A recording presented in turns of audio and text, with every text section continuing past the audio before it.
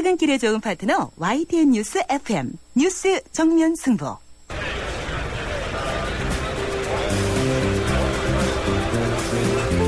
그들의 이야기가 아닌 우리, 진짜 우리들의 이야기를 들어봅니다.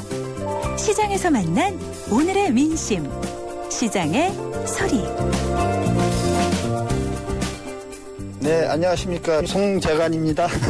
주위 선배들 보면은 힘들어 하더라고요. 그 다음날 일도 못할 정도로. 그렇죠. 이제 자기 몸들을 생각하니까 많이 옛날같이 이렇게 가음들을 안 하는 것 같던데, 주위에서 보면은. 근데 뭐 길에서 술 취한 사람들도 많고, 그런 사람들 눈에 띄긴 띄죠. 띄는데 그전보다는 좀 덜한 것 같아요. 옛날보다는. 좀 여럿이 모여서 술을 뭐 적당히 마셨으면 좋겠는데, 그게 이제 송년회 때 여럿이 모이다 보니까 그게 자제가 안 되니까 이렇게 막 먹는 건데. 추태를 부리지 않을 정도만 적당히 먹었으면 좋겠어요. 남한테 피해를 안 끼칠 정도만 자기들이 먹으면 아무 이상이 없을 텐데, 채가지고 막 싸우는 사람들도 있고 그러더라고요. 친구들끼리도 싸우더라고요. 그래서 이제 모임을 갖다 보면 서로 뭐 좋은 친구만 있는 게 아니라 평소에 불만이 있던 친구들끼리 엊그저께도 이렇게 둘이 말다툼을 하더라고요. 홀드만. 근데 좀 술이 좀 취했으니까 그랬겠죠. 그러니까 술을 적당히 먹으면 좋은데 그게 이제 좀 과음을 하니까 이게 이제 불만들이 나오고 서로 그러다 보니까 뭐 연말연시라고 해서 뭐 너무 과음들 하지 마시고 자기 주량껏 적당히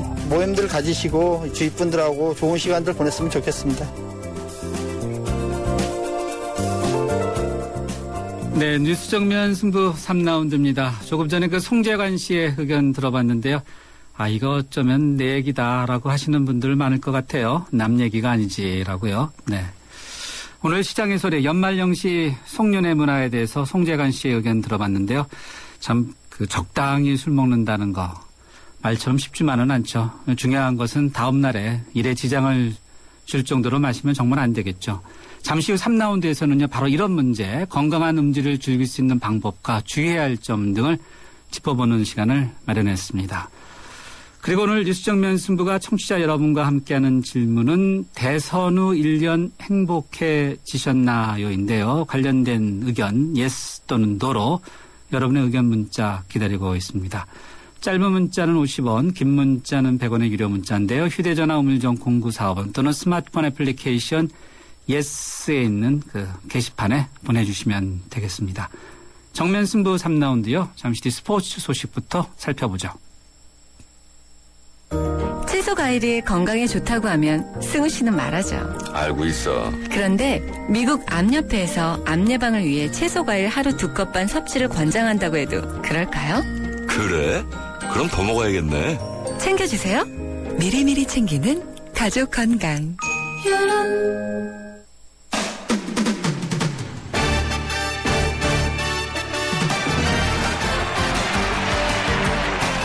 네, 스포츠 소식 알아보겠습니다. 일간 스포츠의 이은경 기자입니다. 이 기자, 안녕하세요. 네, 안녕하세요.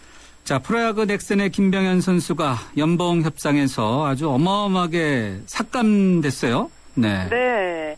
이게 역대 연봉 삭감액 2위에 해당한다고 하는데요. 이 넥센 김병현 선수가 지난해 연봉 6억 원을 올해죠. 올해 연봉 6억 원을 받았습니다. 그런데 네. 오늘 발표된 내년 연봉 재계약서에는 2억 원에 사인을 했습니다. 자, 그러면은 4억 원이, 네네. 6억 원에서 2억 원 빼니까 4억 원을 못 받은 거네요. 예, 그렇죠. 4억 원이 삭감이 된 건데요. 네. 김병현 선수 이 개인적으로만 보면 2004년에 보스턴 레드삭스에서 이제 한 시즌 뛰고 2005년에 재계약을 할 때 최고인 657만 달러, 이제 한국 돈으로 약 70억 원의 연봉을 받았던 게 이제 개인적으로는 최고 연봉이었다고 하는데요. 내년에는 역대 김병현 선수 개인 최소액인 2억 원에 계약을 하게 됐습니다. 김병현 선수 올해 이제 5승 4패, 평균 자책점 5.26으로 굉장히 좀 저조한 성적 기록을 했고요. 사실 넥센이 포스트 시즌에도 갔지만 결국은 큰 경기에서도 전혀 활약을 하지 못했죠. 아예 엔트리에서도 제외되고요. 역대 연봉 삭감액 최고 기록을 지금 박명환 선수가 갖고 있는데, 박명환 선수가 2011년에 LG하고 재계약할 때 전년도 대비 90% 액수로는 4억 5천만 원이 깎인 이 5천만 원의 도장을 찍었다고 합니다. 4억 5천만 원이 1위고 이 4억 원 삭감이 2위니까 뭐 사실 굉장히 뭐 높은 기록이죠. 그 또 따져보면 올해 FA 시장이 역대 최고 몸값 기록인 롯데 강민호 선수의 총액 75억 원 기록을 남긴 동시에요. 역대 최고 삭감액 2위 기록도 이 동시에 남긴 셈이 됐습니다. 프로는 몸값으로 말한다라고 하는데 이게 바로 그런 것을 보여주는가 봐요. 네. 예, 아주 냉정하게 숫자로 다 그렇죠. 표시가 되니까요. 예. 네. 이 집에 가서 많이 혼날 것 같은데요. 네. 네. 네. 그래도 네네. 과거에 70억 원을 벌었으니까, 네, 한때. 네. 네, 그렇죠. 그것이 좀 위안이 되지 않을까 싶으면서도 일반 셀러리맨 같으면은 집에 못 들어갈 것 같은데요. 네. 그러게요. 근데 네. 하긴 일반 셀러리맨으로서는 2억 원 연봉 받기도 힘드니까요. 그렇죠. 예, 네, 네. 물론 그렇죠. 네. 자, 프로농구 SK 헤인즈 선수 관련 소식 어저께 전해줬었는데 이제 징계가 결정이 됐죠? 예, 어제 이제 밤에 KBL이 헤인즈 선수한테 2경기 출전 정지 그리고 500만 원의 벌금을 내도록 했습니다. 어제 잠시 설명을 드렸지만 헤인즈 선수가 지난 14일 경기 도중에 KCC 가드 김민구 선수를 몰래 가격한 이 좀 비신사적인 파울에 대한 징계였습니다. 프로농구에서 과거 경기 도중에 이런 비신사적인 행위를 한 경우에 이 내려졌던 징계를 살펴보면 이 팔꿈치로 상대를 가격했을 때 보통 2-3경기 출장 정지에 300만 원에서 500만 원 정도 벌금이 나왔습니다. KBL이 이런 점을 근거로 들면서 이번 징계가 뭐 상당한 중징계다 이렇게 설명은 했는데 하지만 NBA하고 비교를 하면 이게 아주 가벼운 솜방망이 쳐버립니다. NBA 경우에 이 상대를 몰래 가격하는 이런 행위의 경우 그리고 더군다나 김민구 선수처럼 이렇게 호흡곤란을 일으키게 할 정도로 아주 거센 파울을 했다면 최소 5경기 또 7경기 출장 정지에 1,000만 원 이상의 벌금을 매기는 게 관례라고 합니다. 팬들의 비난도 지금 솜방망이 쳐버리다 이러면서 굉장히 계속되고 있는데요. 좀처럼 가라앉지 않으니까 오늘 SK가 구단 자체 징계로 3경기를 추가로 출전 정지를 시키겠다고 밝혔습니다. 이렇게 되면 총 5경기 출전 정지가 되는데 이와 더불어서 KBL이 22일에 열리는 올스타전에 감독 추천으로 뽑혔던 헤인즈 선수를 출전시키지 않겠다고까지 발표를 했습니다. 네, 헤인즈 선수. 그래도 연봉은 다 받을 거 아니에요? 예, 사실 뭐 네. 그런 부분 때문에 팬들이 이게 징계가 아니라 뭐 휴가가 아니냐 이런 네. 말까지 나오고 그래요? 있는데 네. 사실 이번 경우는 좀 죄질이 안 좋다 그래야 될까요? 이 파울 자체가 너무 비신사적이어서 좀 팬들의 공분을 좀 많이 사고 있습니다. 네, 그렇군요. 네. 자, 이번에는 프리미어리그 소식 좀 들어보죠. 썬데랜드에서 뛰고 있는 지동원 선수의 이적설이 나오고 있나 보죠? 예, 이 영국과 독일 언론이 아주 꾸준하게 지동원의 독일 이적설을 보도하고 있는데요. 영국 일간지 미러 그리고 독일 대중지 빌트가 독일의 명문 클럽인 도르트문트가 지동원 영입을 노리고 있다. 이렇게 한국 시간으로 오늘 보도를 했습니다. 이 신문이 이 지동원과 썬더랜드의 계약 기간이 내년 여름에 만료가 되기 때문에 내년 1월 1일부터 아직 얼마 안 남았죠. 그래서 1월 1일부터는 도르트문트와 사전 계약을 지동원이 맺을 수 있다. 이렇게 아주 상세하게 설명을 했습니다. 지동원 선수가 썬더랜드에 일단 입단을 했다가요. 지난 시즌에 독일 아우크스부르크로 임대돼서 이 구자철 선수와 함께 지구 특공대로 불리면서 굉장히 좋은 활약을 보여줬습니다. 그런데 지난 시즌 마치고 이 원소속 팀인 썬더랜드에 올 시즌에 돌아가긴 했는데 지동원 선수 영입했던 감독이 성적 부진으로 경질이 돼서 지동원 선수가 올 시즌에 출장 기회를 좀처럼 잡지를 못하고 있습니다. 올 시즌 정규리그 4경기, 컵대회 1경기 출전에 그쳤는데요. 과연 이 이적을 해서 좀 새로운 기회를 맞을 수 있을지 좀 관심이 많이 쏠리고 있습니다. 네, 지동원 선수가 새해 아주 좀 잘 됐으면 좋겠어요. 네, 네, 영국과 독일 왔다 갔다 하네요. 네. 네. 오늘 스포츠 소식 여기까지 듣겠습니다. 고맙습니다. 네, 감사합니다. 네, 지금까지 일간 스포츠의 이은경 기자였습니다. 교통 상황 어떤지 알아보죠. 김재훈 캐스터. 네, 뉴스 정면 승부 교통정보입니다. 전 시간과 비교해서도 정체 구간이 여전히 비슷한 편입니다. 현재 서부간선도로 도심 쪽으로는 거의 전 구간 정체가 이어지고 있고요. 외곽 쪽으로도 성산대교에서 오목교까지 차간 거리 좁힙니다. 국회대로 인천 쪽으로는 영등포구청에서 목동교 지날 때까지 시속 20km 미만으로 이동하고 주변의 남부순환로가 오르나드목에서 서부트럭 터미널 쪽으로 가는데도 신호 대기 시간 길게 받습니다.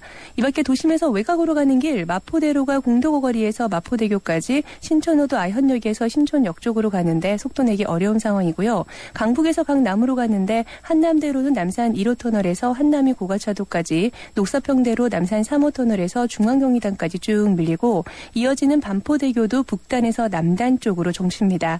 동호로는 장충동에서 동호대교 남단 쪽으로 압구정 쪽으로 계속해서 밀리고 있고요. 분당 수서로 역시 도심 쪽으로 전 구간 정체가 이어집니다. 뉴스 정면 승부 교통정보였습니다.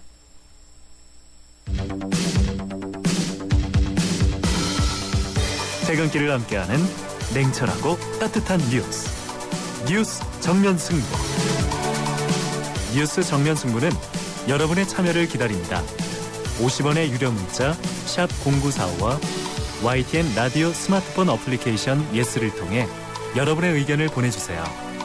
뉴스 정면 승부는 여러분의 의견에 항상 귀 기울이고 있습니다. 네, 뉴스 정면 승부 3라운드 세 번째 정면 인터뷰 함께 하시겠습니다. 이번에는 건강 문제 짚어보겠습니다. 12월은 약속의 달이라고 해도 과언이 아닐 만큼 각종 모임 약속들 참 많으시지 않습니까? 오늘 혹시 어디 가시는지요? 네, 저도 방송 끝나면은 강남에 갈 일이 있는데, 자, 이 모임에서 빠질 수 없는 것이 바로 술이 아닐까 싶은데요. 바로 이런 술, 과음 때문에 역류성 식도염으로 병원을 찾는 환자들이 꽤 늘었다고 합니다. 건강도 함께 지킬 수 있는 술자리에서 노하우가 있는지 인천 성민병원의 내과 전문의 양병혁 과장 연결해서 의견 들어보겠습니다. 양 과장님 안녕하세요. 네, 안녕하세요. 네, 자, 이 연말연시 맞아서 양 과장님도 약속 많으시죠? 아, 네, 이제 시작입니다. 아, 네네. 자, 이게 잦은 술자리 때문에 또 역류성 식도염을 호소하는 환자들이 꽤 늘었다면서요? 네네. 어느 정도입니까? 보통 저희 환자들 찾는 환자들도 외래에 네. 검진 시즌이기도 하지만 예. 실제적으로 많이 신물이 넘어온다거나 아니면 네. 가슴이 쓰린다거나 하면서 많이 찾게 되었습니다. 환자들이. 아, 그렇군요. 역류성 식도염 그러면 이게 어떤 증상을 말합니까? 어떻게 정의를 할 수 있습니까? 역류성 식도염 증상은요. 흉부 자결감이나 역류와 같은 전형적인 증상뿐만 아니라 흉통, 연화곤란, 인후, 이물감, 그다음에 소화불량, 목심 등의 비전형적인 증상들도 나타날 수 있습니다. 그러니까 이 목을 통해서 식물들이 이렇게 넘어오면서 식도에 염증이 있고 그렇다는 뜻인가요? 그렇습니다. 네. 치료가 가능합니까? 치료는 보통 경구약을 기본으로 하고 있는데요. 경구약제는 양전자 펌프 억제제나 히스타민 E 수용기량제나 자운동 촉진제 등을 사용해서 보통 2주나 7주간의 치료로 충분합니다. 2주나 7주. 2주나 7주 네. 그 기간 동안에는 당연히 술을 먹으면 안 되겠죠? 술을 드시게 되면 술로 인해서 그 증상이 악화되기도 하고요. 없던 네. 분들도 발생하기도 하기 때문에 금주하는 것이 바람직하겠죠. 네. 자, 이게 역류성 식도염 치료를 하면서 음주를 하면 안 하는 게 바람직한데, 그럼에도 불구하고 또 술자리에 안 갈 수 없는 경우가 있다라고 이렇게 남성분들 이야기하는 경우가 많은데, 보통 하루 평균 적정 알코올 섭취량 어느 정도로 봐야 될까요? 네, 일반적으로는 남자분하고 여자분이 다른데요. 남자는 포도주 2잔, 소주 반병 정도 해당되는 알코올 40g 정도 이하고요. 여자분들은 하루에 20g 정도 이하의 알코올 섭취량이 안전한 것으로 알려져 있습니다. 여자분들 알코올 20g이요? 네네. 그 정도면 소주 잔을 하면 어느 정도입니까? 소주는 이제 남자분들이 포도주 2잔이면 여자분들은 1잔, 소주 반병이니까 여자분들은 소주의 4분의 1병 정도 됩니다. 소주의 4분의 1 정도. 네. 그러면 네네. 2-3잔 정도 되겠네요. 네네. 네. 요즘 이제 폭탄주들 많이 드시는데 연말이 되니까 네. 또 더 그럴 것 같은데. 네. 폭탄주는 어떻습니까? 일반적으로 폭탄주는 알코올 농도가 한 4-5% 되는 맥주에 40% 정도의 양주를 섞어서 만들잖아요. 근데 보통 이렇게 섞게 되면 알코올 농도가 13에서 20% 정도 됩니다. 근데 이 정도의 알코올 농도가 몸에 가장 잘 흡수되는 알코올 농도에 해당되는 농도거든요. 그래서 보통 빨리 더 흡수되고 빨리 취하게 만드는 거죠. 네. 양주가 아니라 뭐 소주에도 섞어 드시는 분들도 많은데 비슷합니까? 네. 비슷합니까? 네, 비슷하고 보통 이제 15도 이상 이제 알코올 농도가 높아지면 네. 15도와 20도 사이가 되면 네. 알코올 섭취하는 알코올들이 흡수하는 정도가 상당히 빨라진다고 되어 있습니다. 아, 그렇군요. 네. 젊은 층에서는 또 뭐 폭탄주에 에너지 음료를 섞어 마시는 것이 유행이다. 또 이런 이야기들이 있던데 에너지 네. 음료를 먹으면 어떻습니까? 에너지 음료에는 보통 알코올 흡수를 촉진시키는 탄산이 많이 포함되어 있고요. 기존에 많이 언론에도 보도가 되었지만 심혈관계에 악영향을 줄 수 있는 고농도의 카페인이 같이 포함되어 있어서 알코올과 더불어서 좋지 않은 영향을 끼치게 되는 겁니다. 네. 자, 이 청취자분 의견 겸 질문인데요. 6239님인데요. 저희 부장님은 술만 드시면은 집에 가실 때는 멀쩡해 보이는데 다음날 뵈면은 전날 정신을 잃으셨다. 그러면서 하나도 기억 안 나신다고 하는데 자, 이런 경우는 어떻게 봐야 됩니까? 우리가 보통 알코올은 전신적인 모든 기관에 모든 장기에 영향을 줄 수 있겠는데요. 네. 특히나 뇌 기능에도 억제를 시키거나 아니면 자제력을 잃게 만들거나 심지어 많은 폭음을 할 경우에는 뇌 기능을 마비시키는 상태를 유발하게 됩니다. 그래서 보통 일반적인 자제력을 잃게 되고 기억력도 일시적으로 상실되는 상황이 발생할 수 있습니다. 아, 뇌 기능을 일시적으로 이제 마비시킨다는 거죠. 네. 네네. 이 컴퓨터로 따지면은 컴퓨터가 작동을 안 하는 건데, 네, 이거 네. 보통 문제가 아니겠네요. 네. 네. 역류성 식도염, 이게 외에도 또 술을 자주 이렇게 먹게 되면은 유발될 수 있는 질환들이 많죠. 네, 많습니다. 실제적으로 지나친 음주를 통해서 생길 수 있는 질환은요, 식도염과 위염뿐만 아니라 급성 췌장염, 그다음에 잘 알려진 알코올성 간질환, 여성분들 같은 유방암도 관련이 있는 것으로 되어 있습니다. 아, 여성들의 유방암도 관련이 있습니까? 술하고요? 네네, 네. 네. 오늘 보니까 뭐 40대 여성들 유방암이 많다고 하는데 술하고도 관련이 있나 보네, 그럼요. 네. 네, 맞습니다. 네. 사실 연말이 다가오면 이제 술자리 피하기가 쉽지 않은데 이 청취자분 2149님인데요. 저는 술 마시고 놀 때는 주량도 꽤 세고 괜찮은데 다음날 아침만 되면 머리가 깨질 것 같고 침대 밖으로 못 나오겠어요. 27살 여성분인데 네. 이 숙취 해소를 위한 비법이 있을까요? 라고 이렇게 의견 주셨는데요. 이분은 숙취 해소 비법을 여쭤보셨네요. 술을 우리가 보통 이제 네. 술을 드시고 나서 생기는 여러 가지 좋지 못한 증상들은요. 대부분 네. 알코올을 분해하는 과정의 중간 산물로 인한 그것들이 축적되어 생기는 증상입니다. 그래서 완전히 분해될 때까지는 그런 증상들이 남아있을 수는 있겠고요. 네. 일반적으로 술을 좀 빨리 깨기 위한 좋은 방법들이 일반적인 알려져 있는 것들이 있습니다. 예를 들면 수분을 많이 섭취한다던가 네. 특히 당분이 들어있는 이온 음료를 먹거나 네. 우유나 차나 커피 같은 것들을 많이 먹고 네. 과일 같은 것도 많이 먹는 것이 도움이 된다고 되어 있습니다. 술 먹기 전에 그렇습니까? 술 마시면서 그렇습니까? 술 마신 다음입니까? 술 마신 이후에 그렇게 하시면 좋고요. 네. 술 드시는 동안에는 네. 이제 술과 같은 경우는 거의 칼로리가 7kcal 정도가 있는데요. 네. 체내에서 제대로 이용되지 않는 거의 빈 에너지에 불과합니다.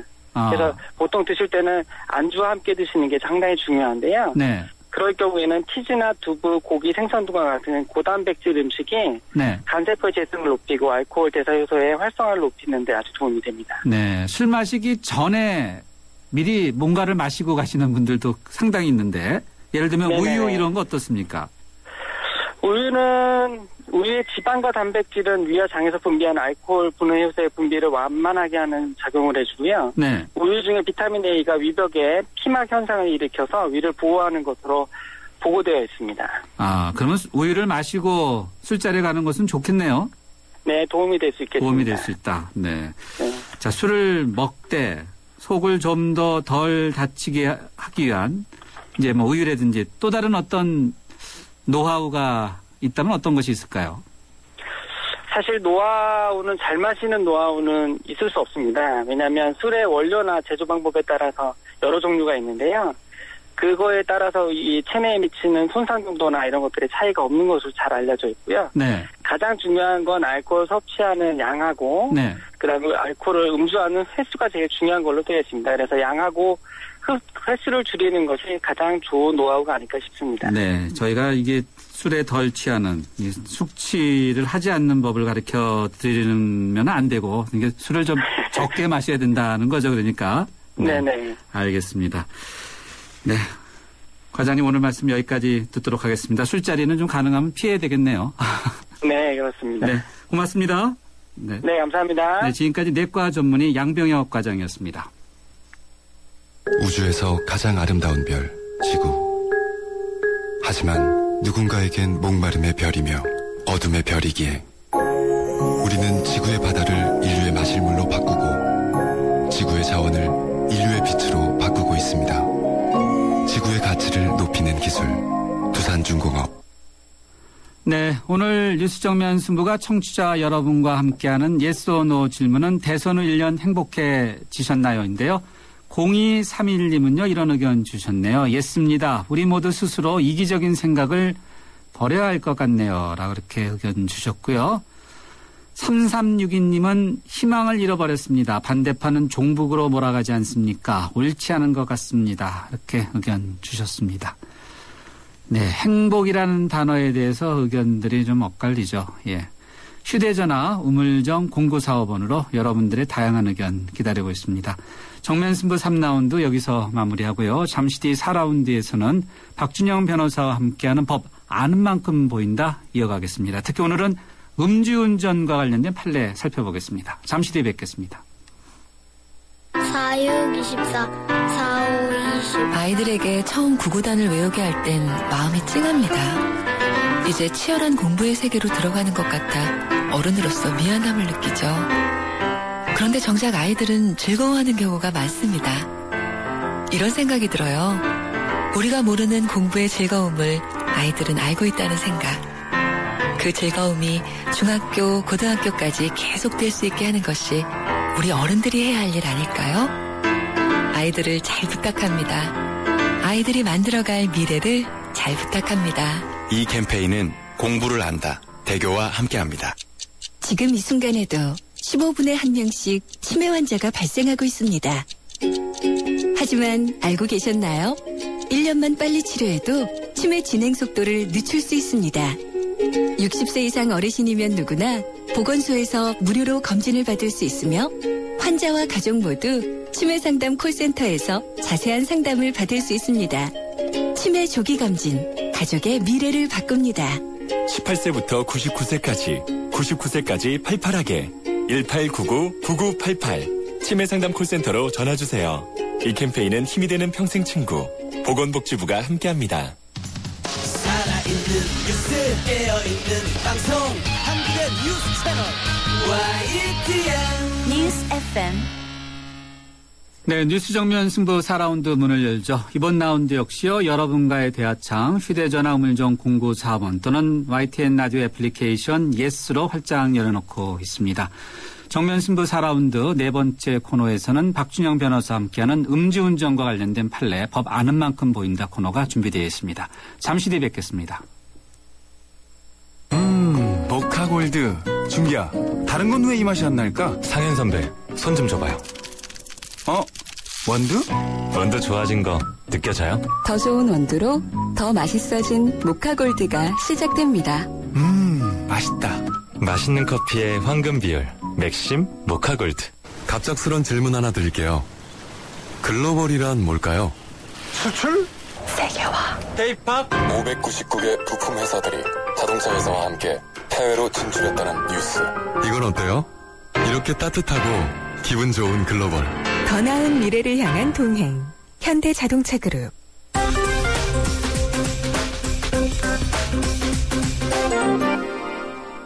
네, 경제뉴스 살펴보겠습니다. 머니투데이의 김태은 기자 연결되어 있습니다. 김 기자 안녕하세요.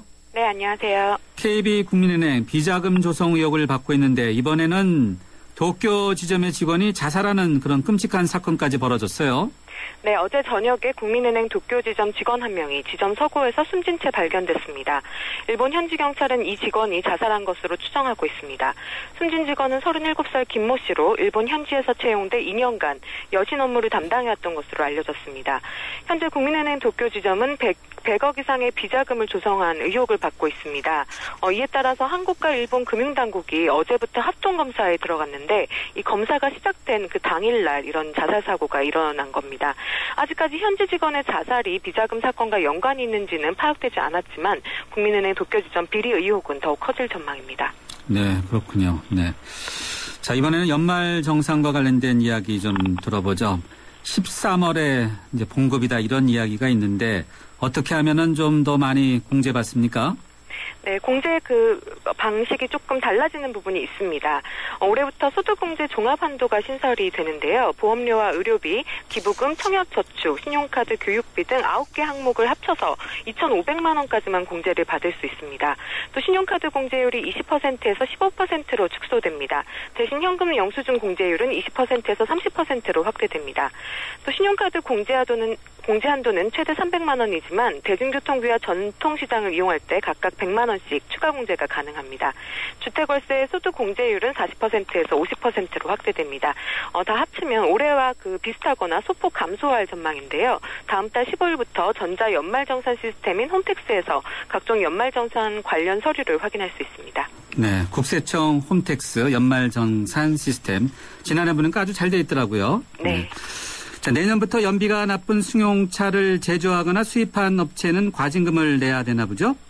네, 온실가스 관련법이 개정이 돼서 10인승 이하의 승용 승합차는 연비와 온실가스 배출 기준 가운데 하나를 선택해 지켜야 합니다. 1년간 판매한 승용차의 평균 연비가 정부 기준치에 못 미치면 판매 대수와 미달 연비에 비례해서 과징금이 부과됩니다. 연비 기준치는 차종별로 다르지만 오는 2015년까지 평균적으로 리터당 17km까지 높이겠다는 정부 방침입니다. 네, 알겠습니다. 리터당 17km. 이게 쉽지 않을 것 같은데요. 네. 경제뉴스 여기까지 듣겠습니다. 고맙습니다. 감사합니다. 지금까지 머니투데이의 김태은 기자였습니다.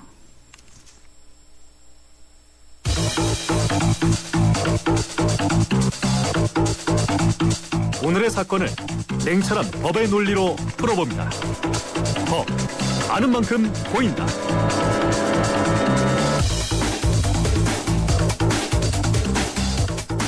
네, 앞서 연말연시 송년회 모임에서 술을 아주 많이 드시는, 그렇게 이제 과음을 하면은 건강에 치명적일 수 있다.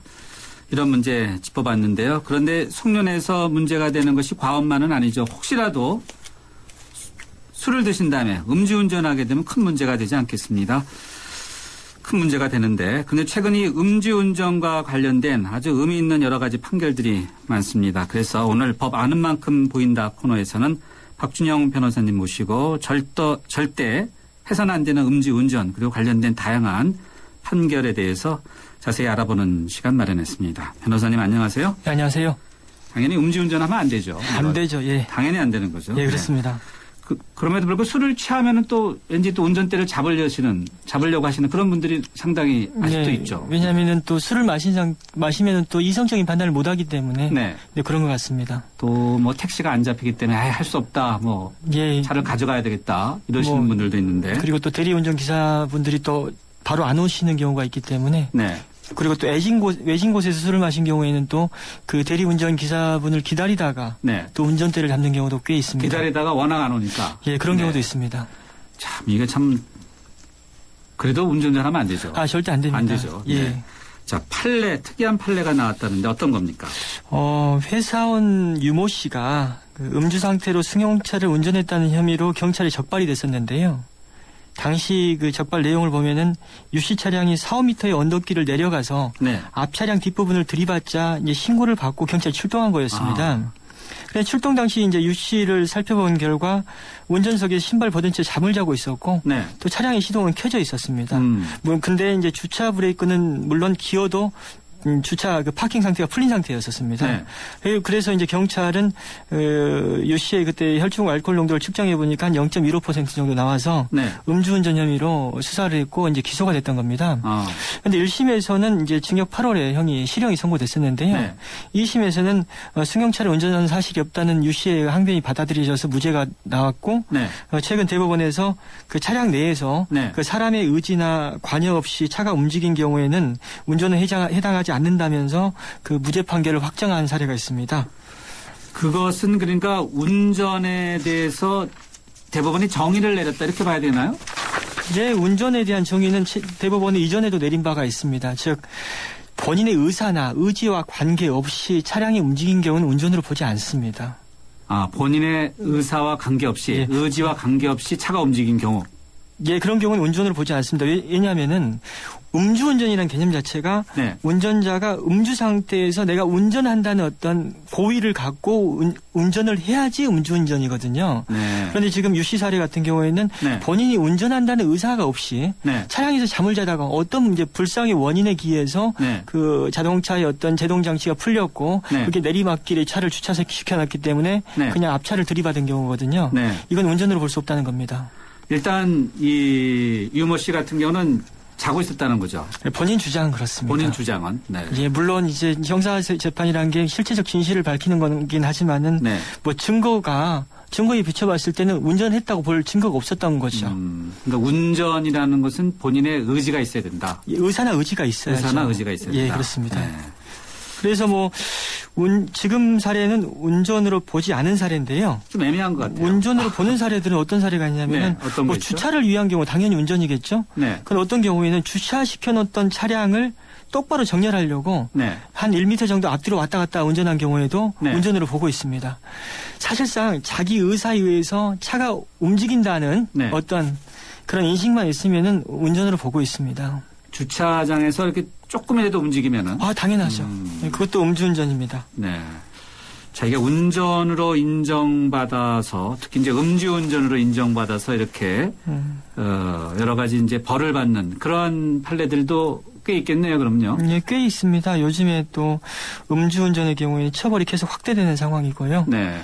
어떤 판례들이 있습니까? 네. 뭐, 음주운전을 해서 처벌받은 사례들은 뭐 정말 너무나 많죠. 네, 네. 너무나 많고 네. 제가 뭐 드릴 말씀은 어떤 생계를 위한 경우였다거나 또 방금 서두에 말씀드린 바와 같이 대리운전기사가 오지 않았다거나 네. 갑자기 급한 일이 있어서 운전을 한 경우나 네. 이런 뭐 어떤 정당화할 수 있는 그 본인 개인적인 네. 어떤 사유가 있다 하더라도 절대 면책을 시켜주지 않습니다. 아, 면책이 안 된다는 거죠? 물론 아주 극히 예외적인 경우는 있을 수 있습니다. 뭐 집에서 갑자기 그 아픈 사람이 생겨가지고 그 구급차를 부를 수 없는 상황이었다거나 그래서 불가피하게 운전대를 사람의 생명을 살리기 위해서 운전대를 잡았다는 그런 어떤 극히 예외적인 사례가 아닌 한 면책은 되지 않습니다. 극히 예외적인 사례 지금 말씀해 주신 거 뭐 가정에 어떤 누군가가 아파갖고 구급차 대신에 운전했다. 예. 그런 거는 좀 예외로 좀 인정받았다는 뜻인가요? 그 예외로 인정받은 사례가 있긴 한 걸로 저는 알고 있는데요. 그 사례는 그러한 어떤 사정만으로 된 게 아니라 또 구급차가 쉽게 올 수 없는 상황이었거나 택시도 잡을 수 없는 상황 또 어떤 총각을 다투는 상황이었다는 어떤 아주 객관적인 어떤 사정들이 굉장히 집합화돼서 그렇게 면책을 받은 겁니다. 그래서 네. 이것도 일반화시킬 수는 없는 겁니다. 네. 어쨌든 그런 특수한 경우가 있어도 음주운전하면 안 되죠. 아, 절대 안 됩니다. 뭐 뭐 이렇게 긴급 전화를 통해서 네. 차량을 불러야죠. 네. 자, 운전으로 인정되지 않아서 음주운전이 아닌 것으로 판결이 난 또 다른 사례가 있습니까? 뭐 일단은 그 대법원의 어떤 기본적인 입장은 그러니까 방금 말씀드린 바와 같이 그 본인의 의지와 관여 없이 차가 움직인 경우에는 운전에 해당하지 않는다고 보고 있습니다. 그래서 네. 그 실수로 어떤 발진 장치를 건드리거나 주차 상태가 불안전해 가지고 뭐 이렇게 도로 여건상 이렇게 차가 움직인 경우 이런 경우에는 아니라고 보고 있고요. 네. 또 이제 좀 흥미로운 판례가 하나 있는데 예. 자동차를 절취할 생각으로 이제 조수석 문을 열고 들어가서 네. 뭐 이런저런 기기를 만지다가 예. 핸드브레이크를 풀게 되었고 이런 문제 때문에 내리막길에서 차가 굴러간 경우 네. 이런 경우에는 이런 경우도 운전으로 보지 않습니다. 그래서 그 자동차를 절취하려 했던 사람이 술을 먹었다 하거나 또 무면허라 하더라도 네. 무면허 운전이나 음주운전에 해당하지 않는다고 봅니다. 아, 그것도 상당히 특이한 네, 경우네요. 왜냐하면 실수로 만졌던 것이지 운전하려고 했던 건 아니라는 거죠. 뭐 자동차를 훔치려고 했는데, 네. 훔치려고, 예. 네. 만약에 훔치려고 해가지고 시동을 걸어서 움직였다면은 네. 또 사정은 달라지겠죠. 아, 그런데 운전이지만 이 경우는 아까 말씀하신 건 운전이 아니라는 거죠. 예, 시동을 걸려고 했던 게 아니라 본인도 실수로 핸드브레이크를 조작을 잘못하는 바람에 네. 그냥 스스로 스르륵 굴러갔다는 겁니다. 네. 그러다가 이제 적발됐겠네요. 가로수를 들이받은 사안이었는데요. 네. 들이받아가지고 경찰이 출동했죠. 네. 물론 절도 미수죄로는 처벌은 받습니다. 네.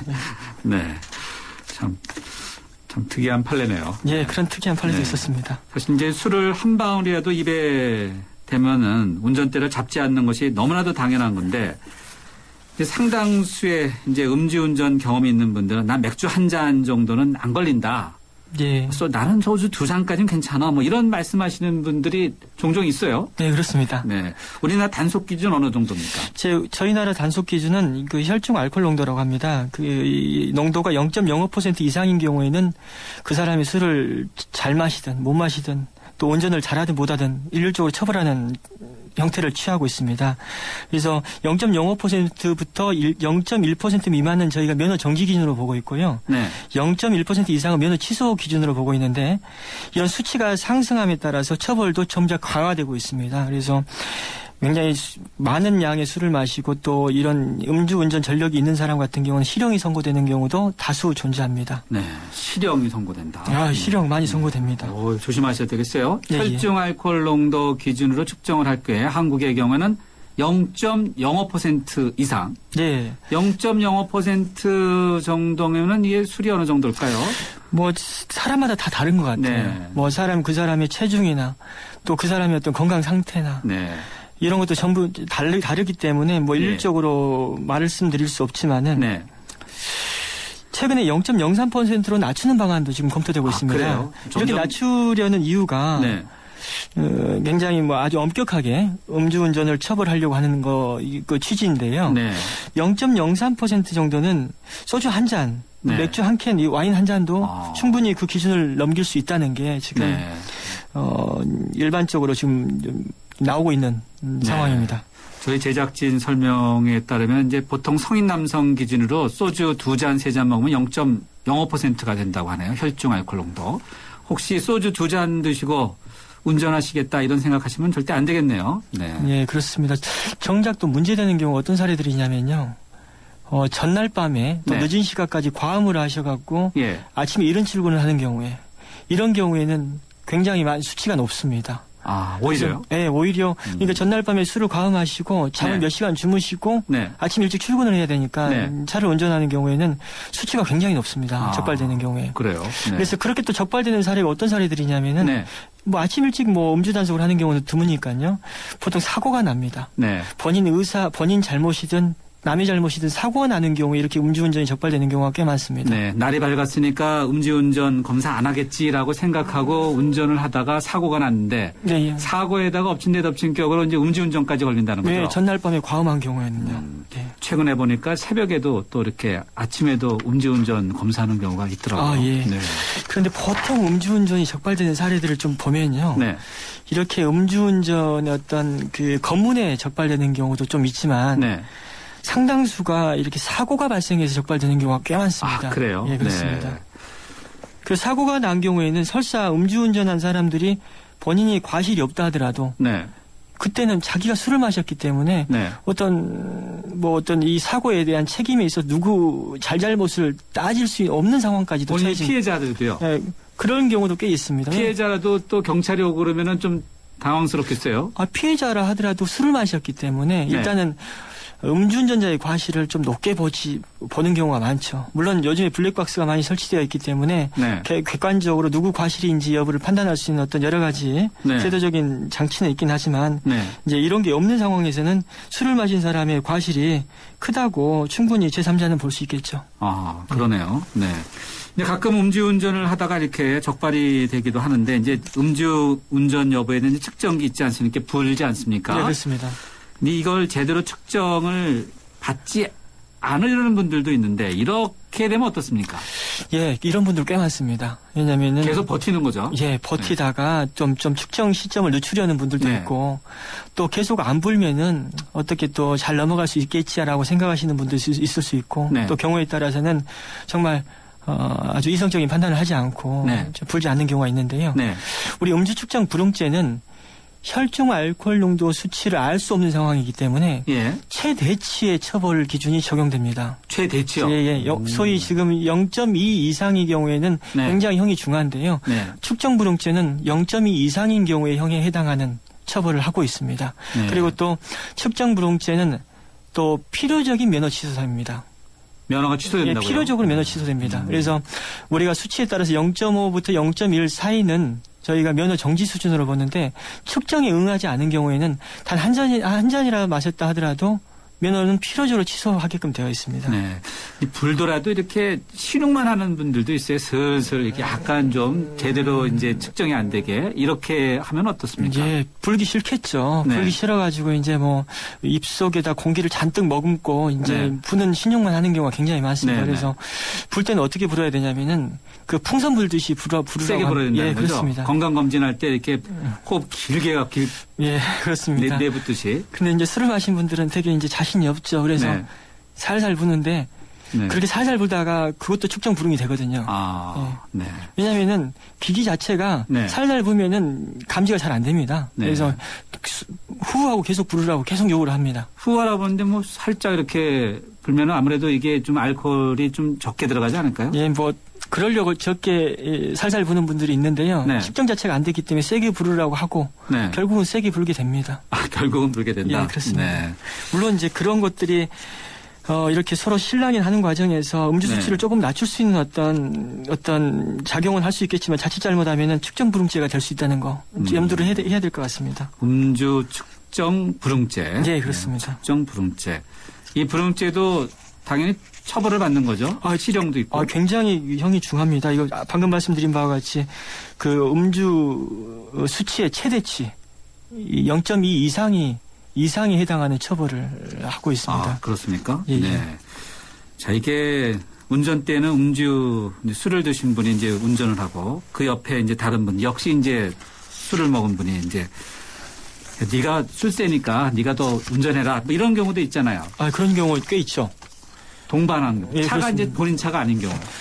또 본인 차인 경우에도 뭐 술 마신 사람이 또 이성 없는 상태에서는 또 열쇠를 주거나 하면서 네. 운전을 시키는 경우도 꽤 네. 있죠.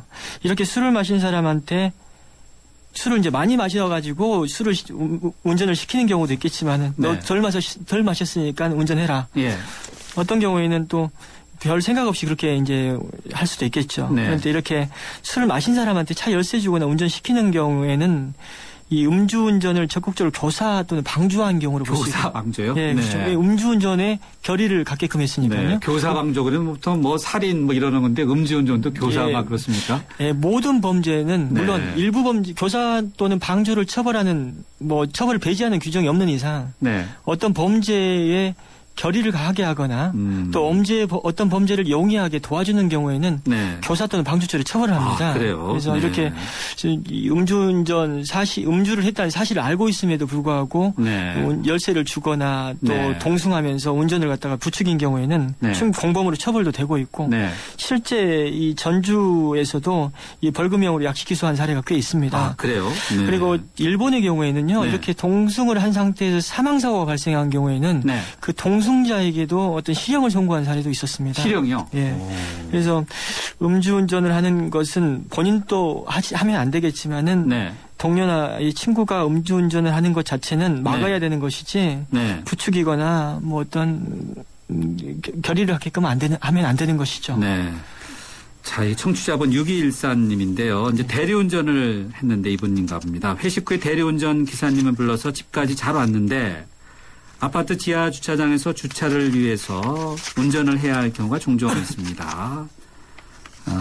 음주운전 단속을 주차장으로 하러 오지는 않겠지만 혹시라도 사고라도 나게 되면 본인이 음주운전으로 처벌받을 가능성이 있는지 궁금합니다. 이런 질문이네요. 그러니까 주차장 직전까지는 대리를 하신 거예요. 네, 그렇습니다. 거기서 이제 본인이 했는데 예. 주차장 그쪽에서 이제 사고가 난 거죠. 예. 그런 경우 이제 음주운전으로 본인도 처벌을 받냐. 예전에는요. 네. 이렇게 아파트 주차장이 관리가 잘 되어 있는 경우에는 이 도로교통법상의 도로로 보지 않고 또 도로에서 운전한 경우로 보지 않아서 음주운전으로 처벌을 하지 않았었는데요. 네. 최근에 법이 개정되면서 이런 아파트 주차장이나 학교 이런 곳도 설사 그곳이 평상시에 일반 불특정 다수인이 통행하는 장소가 아니라 하더라도 또 음주운전에 해당한다고 보고 있습니다. 그래서 이런 사례도 주차장에서 음주운전한 경우에 음주운전으로 처벌이 되고 있고요. 아까 말씀드린 바와 같이 이런 사례들은 보통 사고가 나서 많이 문제가 됩니다. 사고가 나서요? 주차하다가? 주차하다가 사고가 나죠. 그런 경우에는 좀 가족들이 좀 자고 있어도 가족들한테 연락을 해서 본인이 운전하면 안 되겠네요. 예, 그렇습니다. 뭐 대리 기사분들의 편의를 위해서 어떤 분들은 아파트 앞까지만 운전하게끔 하고 본인이 직접 이제 운전하는 경우가 종종 있는데요. 이런 경우는 사고가 나면은 책임지기 어렵습니다. 예, 알겠습니다. 오늘 여러 가지 이야기 해주셨는데 결국은 음주운전을 하면 안 되는 거죠? 예, 하면 안 되죠. 예. 네. 오늘 변호사는 여기까지 듣겠습니다. 감사합니다. 네, 감사합니다. SK이노베이션이 석탄에게 물었다. 왜 너를 공해라고 생각할까? 깨끗하게 바꿀 수 없나? 석탄을 청정에너지로 바꾸는 그린콜 개발 중. 물음이 있는 곳에 이노베이션이 있다. SK이노베이션. 한화생명은 생각했어요. 당신을 위해 무엇을 해줄 수 있을까?